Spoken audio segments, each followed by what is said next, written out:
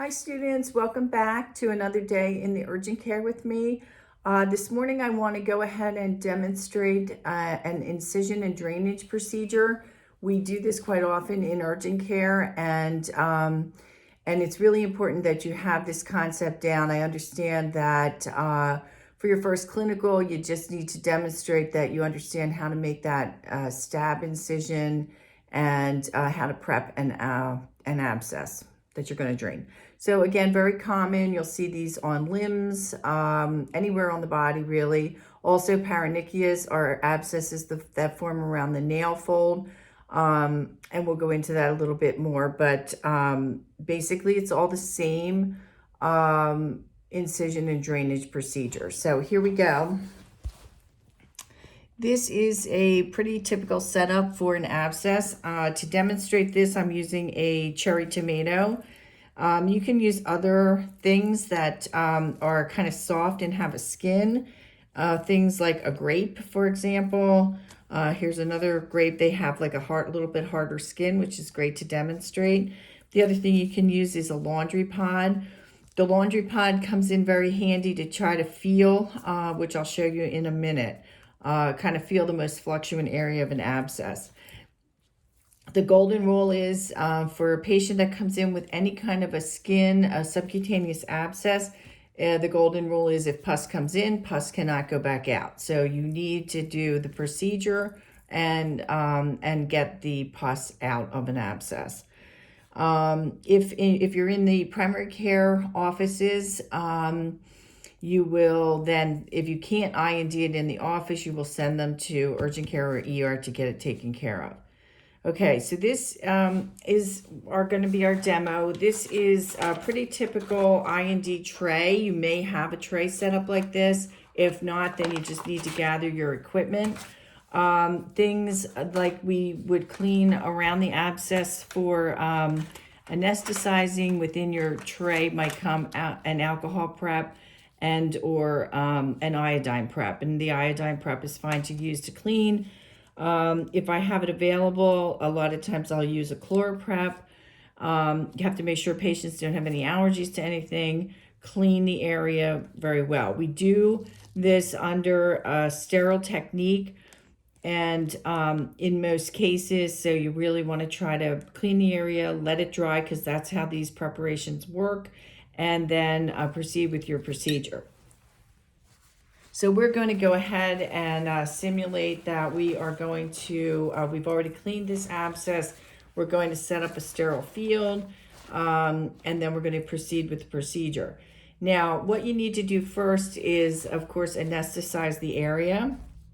And I'm going to demonstrate that, how to go about that. One of the things that you need to identify is where the most fluctuant area of the abscess is. So if you have a laundry pod available, take it and just close your eyes and kind of press down on it with your finger. This is a really good feel of what a fluctuant area of the abscess is. Pretend this isn't a laundry pod, but you can just get the feel by just very lightly pressing with the very tip of your finger, the finger pad, and you'll feel that. So on an abscess such as this, you really just want to feel around. Of course, I marked it for myself so I could demonstrate this, but just feel where that soft spot of the abscess is, and that's called the most fluctuant area, and that's where you're going to make your incision. To anesthetize the area, it's going to be very similar to when you anesthetized around a wound. There are some videos out there for public domain that will show a block, so like more of an extended area of anesthetizing. We typically don't do that. We work very locally and just very superficially. Make sure there's obviously no, you'll see a lot of abscesses in areas such as the neck. You have to be super careful. Don't be stabbing into anything where there might be a vessel underneath. Make sure that you have the proper PPE, which is a face shield, a mask, a face shield. You want to prevent pus from squirting into your face or onto your clothes. Okay, so once you establish where the abscess is, you go ahead and you inject lidocaine. Sometimes you can use lidocaine with the epi, and you basically inject around. Sometimes you'll see people go right into that fluctuant area and put some lidocaine in there. The epinephrine will help with bleeding. So of course, when you cut into this, it's going to bleed a lot. Sometimes that cuts down. There's a golden rule about using epi. So just be careful where you're using epi. No fingers, no toes, no nose, and for lack of a better word, no hose. So nothing in the penis area could get a epinephrine. So you'll see fingers, toes, nose, and hose, and you probably already heard that before, but that's the acronym we use to remember never to use epinephrine in that area. Although I have to say there's been some studies that the amount of epinephrine would be an awful lot to really cause damage, but just stay away from that. Do not use epinephrine in those areas. Most often, I'm going to just use a 1% or 2% lidocaine, and you will go ahead and just inject your lidocaine. No reason to kind of wait anymore. Hopefully, the patient has gotten some pain medication and they're ready to go. Okay, so I'm going to, this is a pretty typical I&D tray that you may have access to. If you don't, then you just gather your equipment. The first thing that I'm going to demonstrate is using my scalpel. Now, most of you don't have a scalpel, an 11-inch blade lying around, so I'm going to show you how to do it with this, but when you're demonstrating, you can go ahead and use a steak knife. And if you see, the tips are very similar. They're very straight edged because what you want to simulate is actually doing your stab incision. Okay, so let's go ahead and this has been cleaned. We're in our sterile field. We have a blade. Usually you're going to have the edge of the blade facing towards you. And we're going to demonstrate this technique, okay? You do want to have a lot of gauze on hand. This definitely wouldn't be enough. Most likely you want to have a good little stack of gauze. I typically will have gauze in my hand just because I know once I cut in, I'm going to start to get a lot of pus out. And so make sure you have your PPE and then proceed.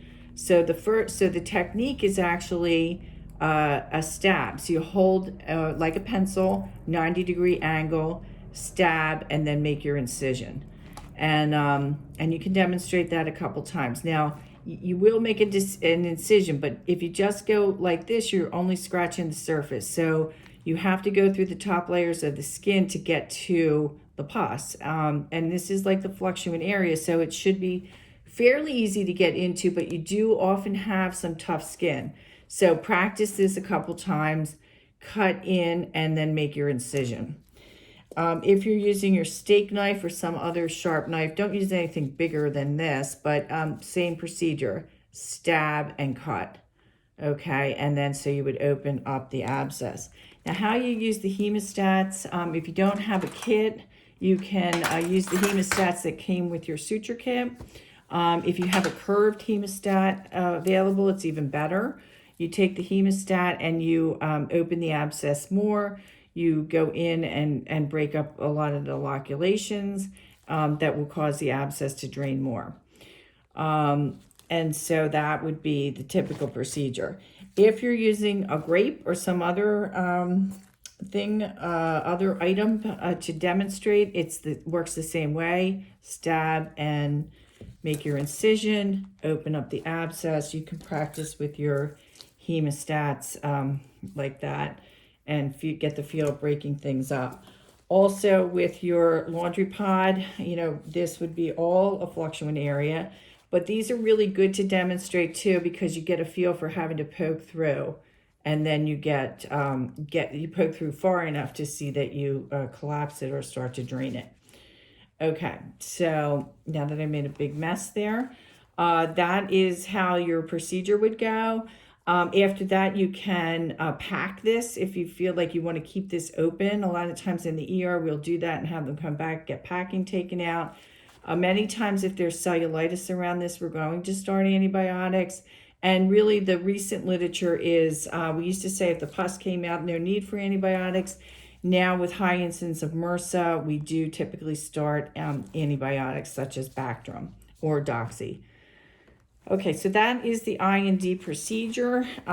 Practice that at home with what you have available carefully with your steak knife and other common items. You'll get the feel for it.